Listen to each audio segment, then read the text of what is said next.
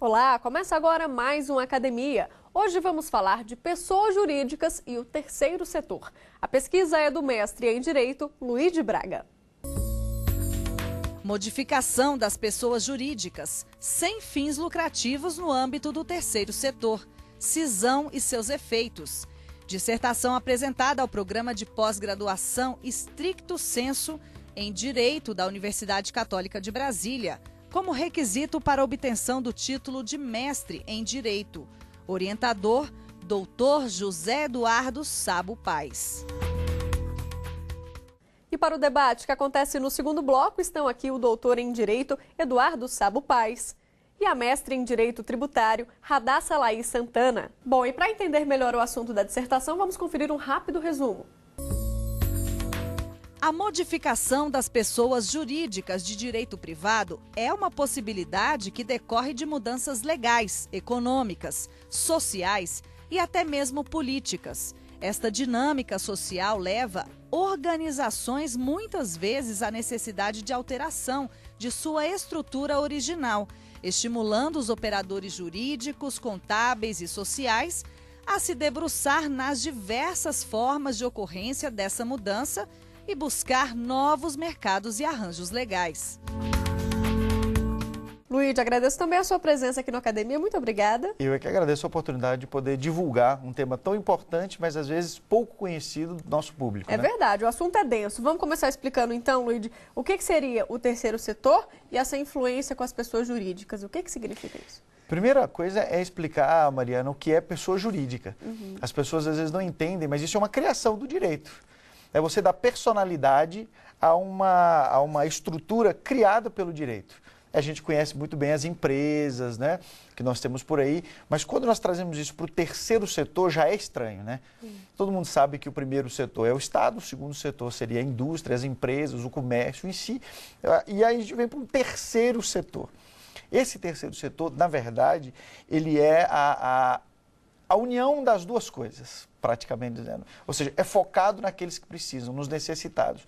Mas isso de uma forma muito inteligente, construída com uma série de benefícios. E o Estado cada vez mais tem feito uma intervenção nisso e cada vez mais o desafio para as entidades do terceiro setor para se posicionar. Um exemplo claro que nós temos são as escolas filantrópicas, são os hospitais filantrópicos e são entidades de assistência social que ajudam as pessoas. Nós temos um hospital muito conhecido das pessoas que é filantrópico, que é a Santa Casa, que atende pelo SUS também. E nós temos escolas como a rede de escolas adventistas, que é hoje a maior rede de escolas privadas do país, porém filantrópica. Ou seja, a cada 5 alunos, um é 100% bolsista, que você não paga nada por isso. Então, isso são entidades que atuam no terceiro setor, fora aquela ajuda de assistência social direta que a gente conhece, que vão desde cursos preparatórios, instrução para pessoas que não podem pagar, alfabetização e muitas outras coisas. Perfeito. Então, entendido essa parte, o que você propõe aqui? Uma cisão desses dois setores? Na verdade é o seguinte, nós estamos muito acostumados a ver pessoas do direito do setor secundário se dividindo, se unindo, fundindo, bancos, a gente vê toda hora na televisão, bancos que estão se unindo, bancos que estão se fundindo, bancos que estão comprando outros, incorporando, cisões de grandes instituições, Petrobras comprando outras empresas, nós temos grandes petroleiros, ou seja, várias empresas, nós estamos acostumados a ver isso. Mas no terceiro setor isso não é muito comum, porque você vai falar de uma entidade que tem todo um trabalho social e ela vai se cindir. Por que isso? Como é que uma ONG vai comprar outra, né? Sabe onde que isso começou? Começou porque o trabalho social no Brasil, principalmente, ele começou com as igrejas. E chegou um momento em que o Estado disse, olha, igreja é uma coisa, atividade de terceiro setor filantrópica é outra. E ele então fez uma portaria atrás do antigo, do Conselho Nacional de Assistência Social, que hoje trabalha só com assistência social, mas naquele momento trabalhava com tudo do terceiro setor, inclusive saúde e educação. Em 93, eles disseram, tem que separar.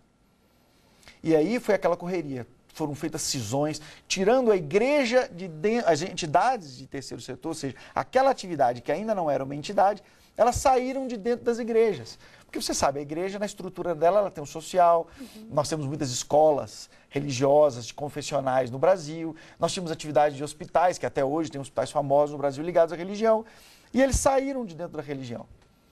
E o Estado, então, começa a dar um tratamento separado para isso. né? E aí o terceiro setor se fortalece, mas é o primeiro momento em que nós temos cisões.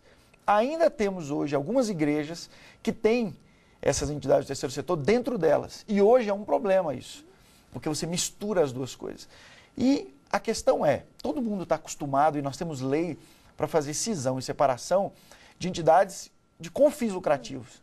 Mas e agora? O que a gente faz com aquelas que não têm fins lucrativos? Então foi feito no passado um único artigo, num decreto, dizendo que era possível fazer essa cisão e você tinha que comunicar em 40 dias que foi feita essa cisão para você manter os benefícios, ou seja, você continuar a ser considerada certificada pelo Estado como aquela que tem as suas imunidades tributárias e tudo isso. E era uma coisa louca, porque geralmente nessas entidades você não tem uma grande estrutura jurídica, né? São pessoas que estão ali de coração aberto ajudando as outras. Muitas vezes elas se perdem nesses pequenos detalhes.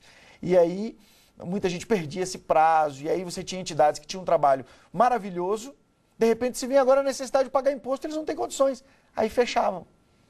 Então, quem perdia com isso eram exatamente aquelas pessoas que tinham necessidades, que eram atendidas por esse público.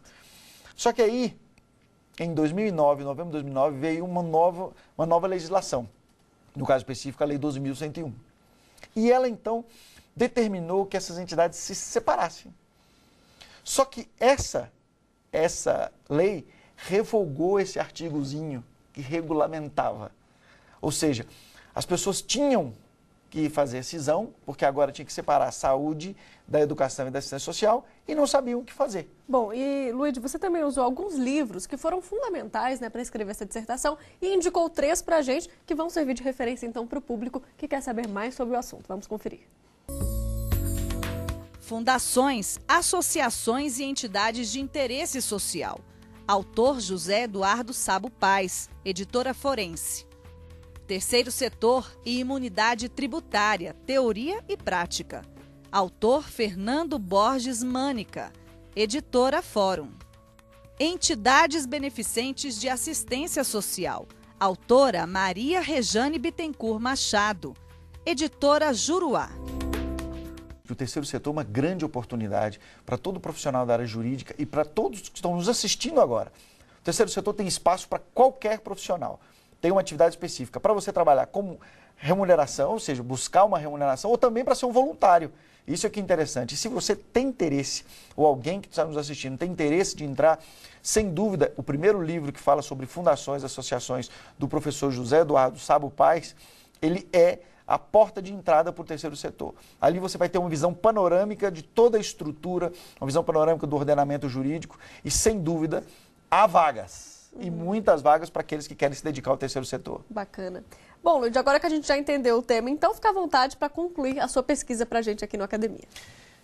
Mariana, a questão principal do terceiro setor hoje é que nós temos que buscar, assim como acontece com as empresas, nós temos que buscar todas as soluções possíveis para viabilizar. Então, por exemplo, era muito comum no Brasil uma atividade patrocinar a outra. Eu explico. Nós temos um hospital muito famoso no estado de São Paulo, que ele nunca fez nada de graça. Pelo contrário, lá só se trabalha com alta complexidade. Então, partos são caríssimos, cirurgias são caríssimas. E aí você vira para mim e diz assim, pô, peraí, professor Luiz, como é possível que esse hospital seja filantrópico?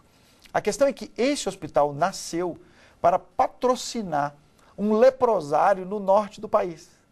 Então, a entidade religiosa que mantém esse hospital o mantém exclusivamente para patrocinar uma outra atividade social, que é a principal razão de ser dessa entidade, que é um leprosário. A Lei 12.101, ou seja, o novo ordenamento jurídico brasileiro, quando ele obrigou a cisão, ele deixou entidades como essa numa situação muito difícil. Por quê? Porque uma parte dessa entidade que não era filantrópica sustentava a outra. E agora, ambas precisam ser filantrópicas. E isso gerou um prejuízo muito grande para a nação brasileira, no sentido de que o que aconteceu? Esse hospital não é viável filantrópico. Então ele deixou de ser. E o leprosário, que antes tinha uma renda fixa, ou seja, tinha uma receita fixa vindo desse hospital, passou a viver de doações. Então você diminui a capacidade da assistência social. Eu sei que o Ministério de Combate à Fome, o Ministério da Assistência Social e Combate à Fome está trabalhando duro nisso, o Ministério da Educação, ou seja, o Ministério da Saúde, para tentar integrar essas necessidades e nós vamos chegar numa solução. E por isso é interessante o público entender o terceiro setor, porque o terceiro setor, mesmo às vezes ele olhando e falando assim, poxa, mas estão cobrando por isso, mas as cisões, incorporações, todas essas modificações são feitas para viabilizar o maior número possível de atendimento a pessoas que necessitam do terceiro setor no país. Perfeito. Muito obrigada pelas explicações, Eu que agradeço, Mariana. Te peço um minutinho que a gente faz agora um rápido intervalo. Não saia daí, no próximo bloco tem debate.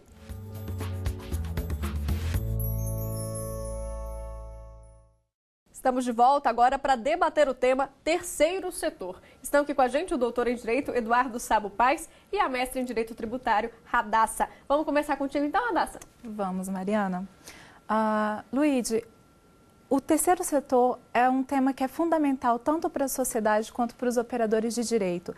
E quando você fala a respeito da cisão, existem efeitos a partir dessa situação jurídica que podem impactar determinadas entidades do terceiro setor que trabalham, por exemplo, com religião e com educação, ou trabalham com educação e trabalham com saúde. Essa entidade do terceiro setor que trabalha com educação e trabalha com saúde, ela precisa ser cindida ou não? Ela pode continuar atuando nessas duas frentes? Então, existe algum efeito sobre essa entidade a partir da sua dissertação? Radassa, você sabe que nós temos um desafio quando se fala de lei no Brasil. Quando foi feita essa nova regulamentação, todo mundo se insurgiu imediatamente contra a obrigação de fazer a cisão, porque é assim que vinha a lei. A lei vinha escrito, é obrigado a fazer a cisão. E todo mundo disse, não, mas você não pode obrigar, porque você tem hospitais que sustentam obras ali sociais, você tem... Aquilo foi uma reação muito grande. E aí nós conseguimos tirar isso. Porém, na empolgação de ter sido retirado isso, lá para as disposições finais da Lei 2101 foi dito assim, não é obrigatória a cisão, porém, a contabilidade dessas entidades tem que ser segregada por área de atuação, ou seja, a contabilidade e os requisitos de direito tributário e societário e de direito civil têm que ser divididos em 3. Ou seja, os requisitos da área de saúde para a sua parte que atua na área de saúde, os requisitos da área de educação para a parte da sua entidade que atua na área de educação, e o requisito da área de assistência social para aqueles que trabalham na parte de assistência social. Ou seja, eu não te obriguei a fazer a cisão, mas te obriguei a fazer a cisão contábil, ou seja, contábil de requisitos. No final das contas, eu te obriguei a fazer a cisão. E qual é o pior? Vamos dizer que você seja dirigente de uma grande instituição que atua nas 3 áreas.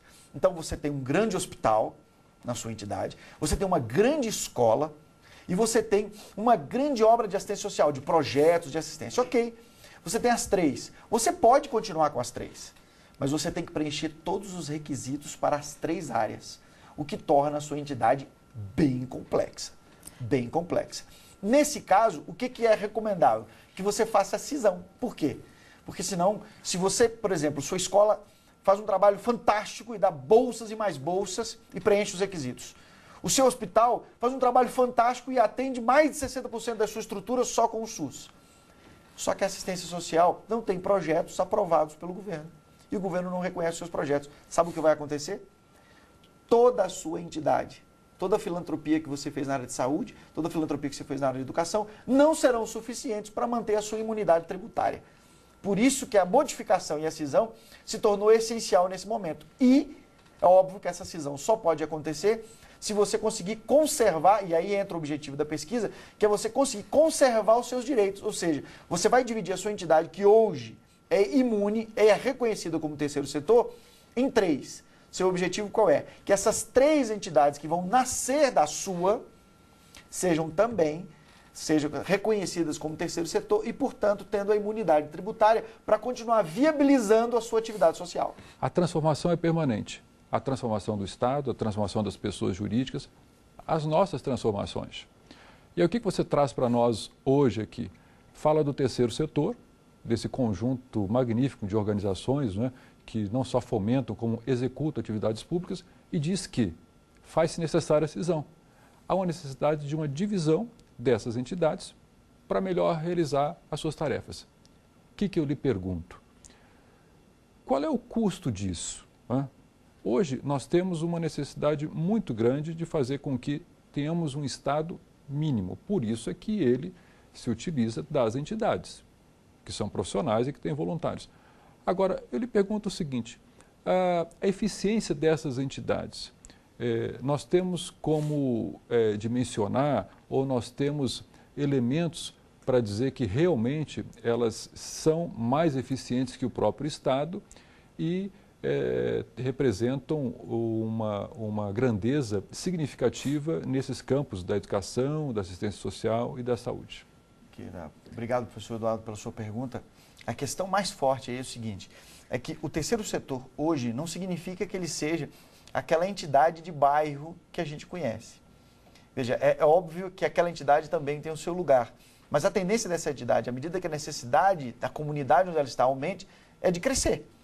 E ela vai crescendo e junto com ela cresce a estrutura. E nós chegamos a grandes estruturas de terceiro setor, como acontece hoje com as Santas Casas. Imagine.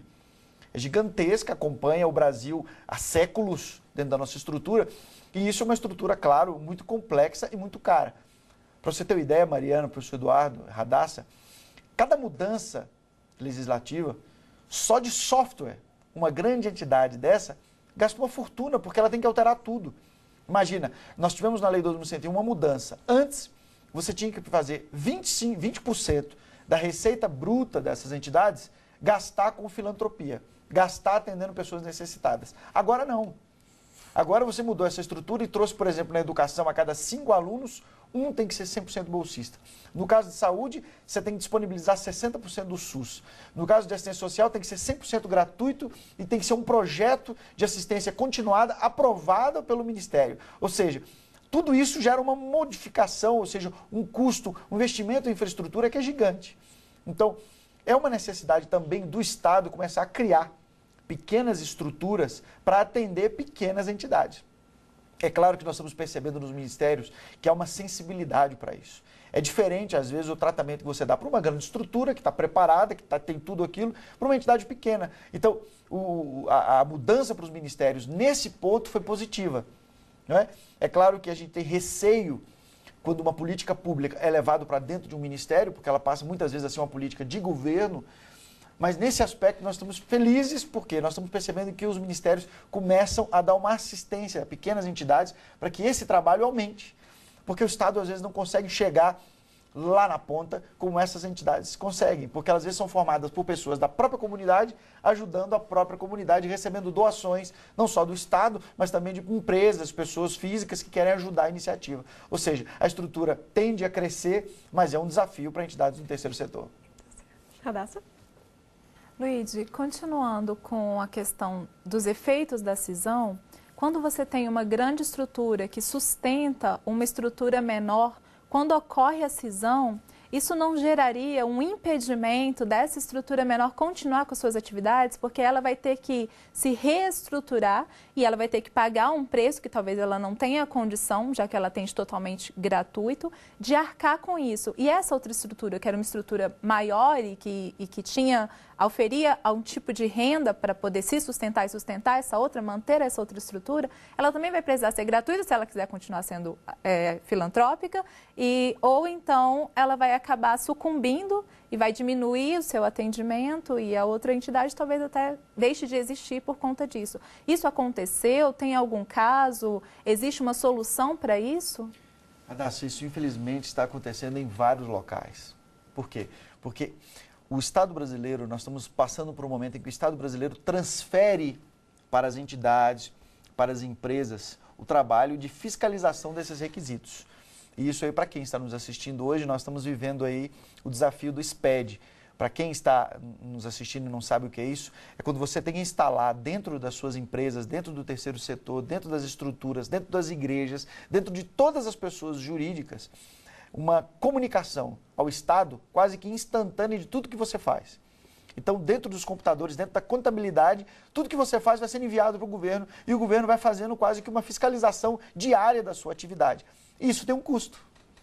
Isso tem um custo muito alto, não é? E esse custo, quando ele é transferido de uma grande estrutura para uma pequena, que geralmente vai ficar com o seu orçamento bem focado, porque nós não podemos esquecer de uma coisa, quem trabalha no terceiro setor está pensando em quê? Ajudar os necessitados.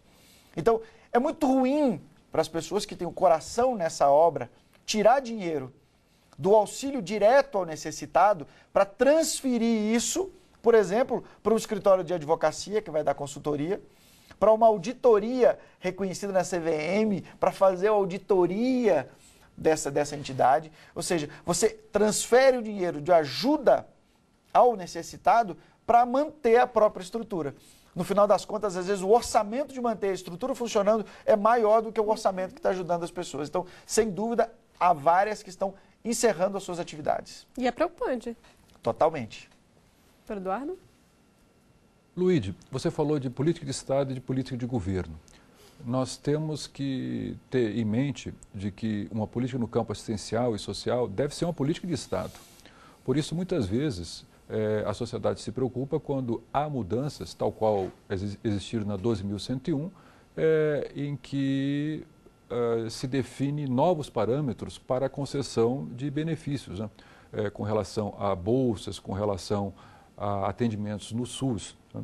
E eu lhe pergunto o seguinte, nós teríamos um limite para isso? Qual seria o contexto em que essas entidades deveriam atuar? Por quê? Porque elas devem ser eficientes.